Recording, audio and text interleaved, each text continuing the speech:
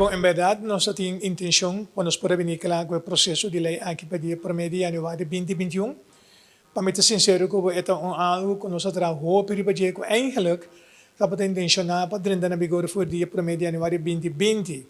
Pero viene diferente desarrollo, después nós temos diferente contacto, para me ser com stakeholders, a bem certo cambio com nossa trecedente e conceito. Nós temos também sostém que nós de parte de IMF, carta caminha nos hacer alguma modificação. Esse é o que depois é hora e entre trajecto para bisa bem alguma demora, dengue alguma tardança também afetar. Naturalmente, a situação de pandemia de COVID que nós ainda temos com o HPN, mas será bem na cast off. Nós me será dando na livre de trabalho. Com a pone que na momento aqui me provisa que nós recebi o consejo de SER. So, ela passa o trajecto de Raad van de Minister, ela passa de Finanças no WZ by SER.